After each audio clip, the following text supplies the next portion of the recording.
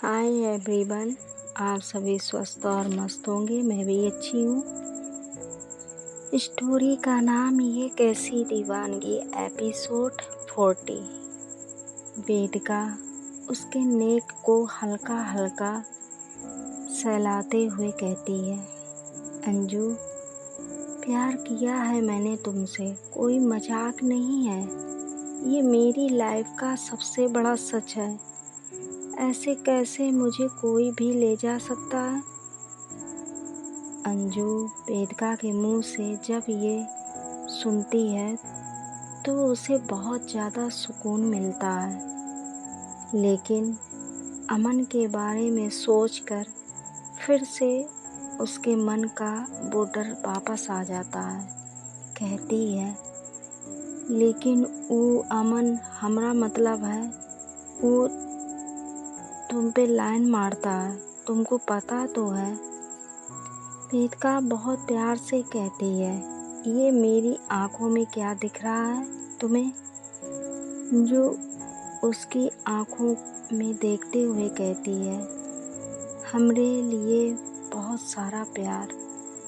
वेदिका कहती है, तो बस इन आँखों पर विश्वास रखो, इनमें तुम्हारी जगह कोई नहीं लेगा।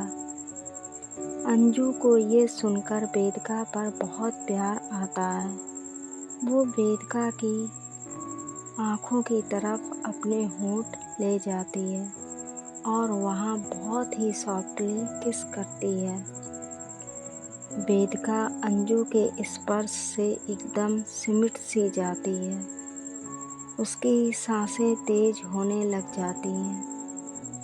अंजू धीरे धीरे वेदिका के आँखों को चूमते हुए उसके नोच तक अपने होंठ लाती है और वहाँ बहुत सारा किस करती है, जिससे वेदिका का पूरा शरीर कांप उठता है। वो सिसकते हुए कहती है, क्या कर रही हो? कोई देख लेगा। अंजू उसका जवाब ही नहीं देती। वो वेदिका के गर्दन के पास अपने होंठों से अपनी गरम गरम सांसें छोड़ती है। वेदिका एकदम मदहोश सी हो जाती है। वो भी अंजू को कमर से पकड़ लेती है। इधर अंजू वेदिका के गर्दन को हल्का हल्का अपने होंठों से छूती है, जिसका प्रत्युत्तर वेदिका की सिसकारियाँ दे रही थी। अंजू वेदिका के कान के पास किस करने लग जाती है, जिससे वेदिका उसे खुद से थोड़ा दूर करती है और कहती है, नहीं यहाँ नहीं प्लीज़। अंजू कहती है, काहे? क्या हुआ?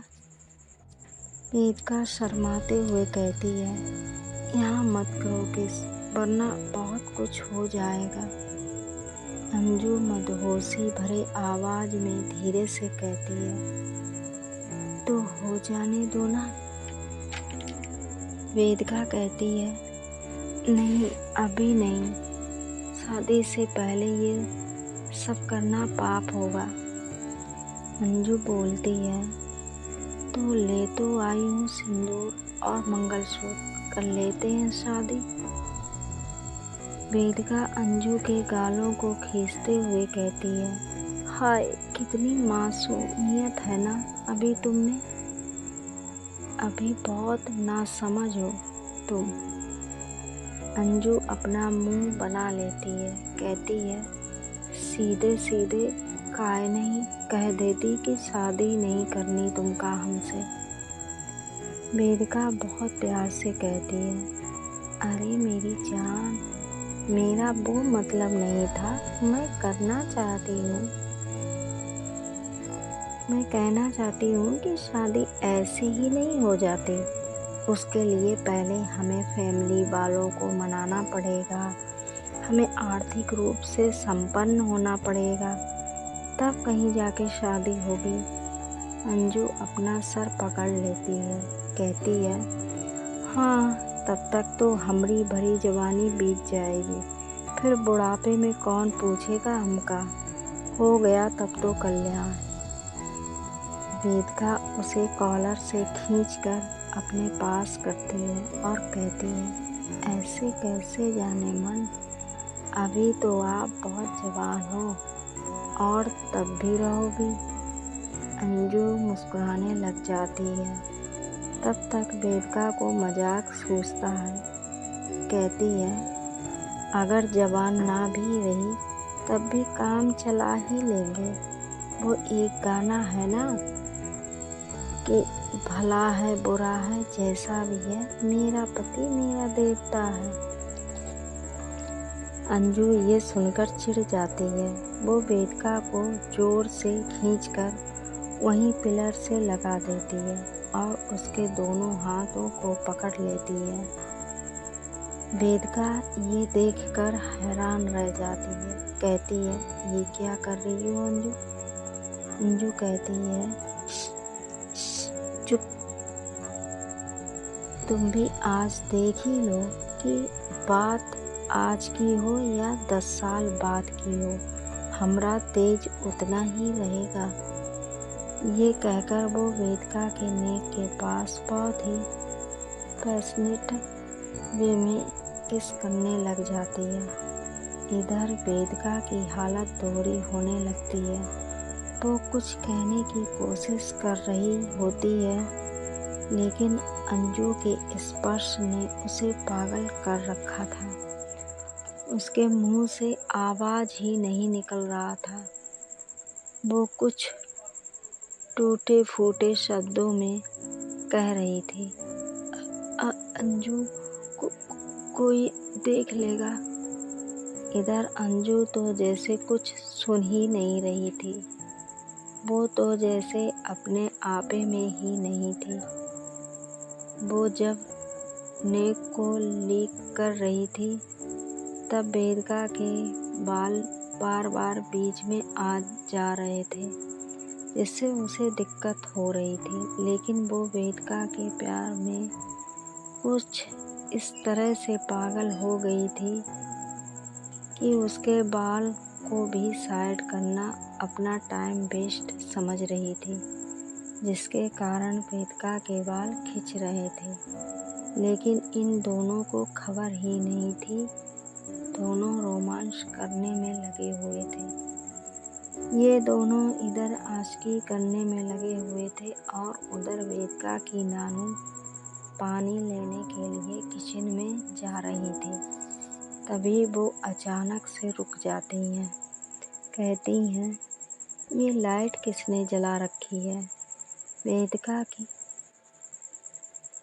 नानू ये बात जोर से बोलती हैं, जिसे वेदिका सुन लेती है। वो जैसे ही नानू की आवाज़ सुनती है, उसकी सांसें एकदम से जैसे रुक गई हों। ऐसे ही वो खड़ी हो जाती है। डर के मारे उसकी हार्ट बीट फास्ट हो गई थी। अंजू भी एकदम सावधान मुद्रा में आ जाती है। वेदिका अंजू को गुस्से से घूर कर देखती है। अंजू किसी अपराधी की भांति अपना सिर नीचे करके साइड खड़ी हो जाती है। इधर नानी धीरे धीरे लाइट के बोर्ड की ओर आने लगती हैं और उधर ही पिलर के पास दोनों खड़े थे। वेदिका की हालत पंचर हो जाती है घबराहट के मारे। नानी जैसे जैसे करीब आ रही थी, वेदिका की सांसें तैसे तैसे तेज होती जा रही थी। तभी अंजू का दिमाग काम करता है। वो वेदिका को कमर से पकड़कर धीरे धीरे दूसरी साइड से पीछे की ओर जाने लगती है। नानी आकर लाइट को ऑफ करती हैं और फिर अपने रूम में चली जाती हैं। जब वो अपने रूम में जाकर डोर क्लोज कर लेती हैं, तब जाकर वेदिका की सांस में सांस आती है। वो एक लंबी सांस लेती है तब तक अंजू फिर से उसकी ओर बढ़ने लगती है। वेदिका तुरंत उसके चेस्ट पर हाथ रखकर उसे रोकती है। कहती है, जहाँ हो वहीं रुकी रहो, चुपचाप मेरे साथ ऊपर मेरे रूम में चलो।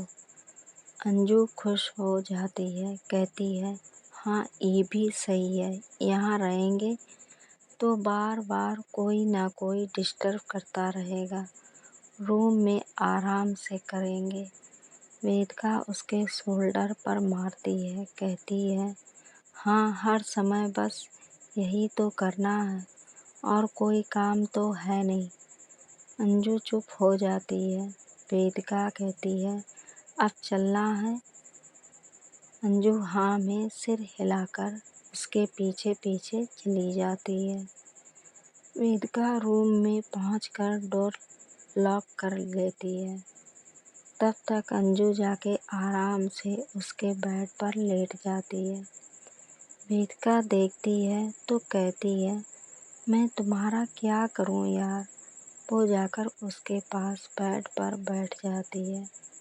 अंजू उसे प्यार से देखती है और कहती है, वही करो जौने दो जवान लोग एक ठो बंद कमरा में करते हैं।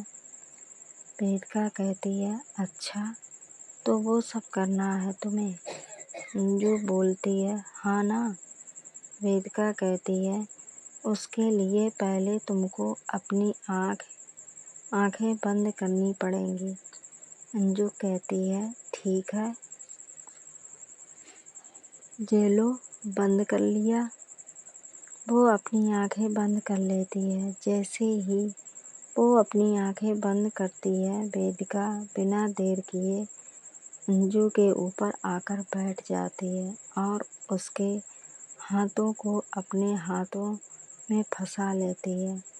अंजू झटके से आंखें खोलती है, कहती है, ये क्या कर रही हो वे।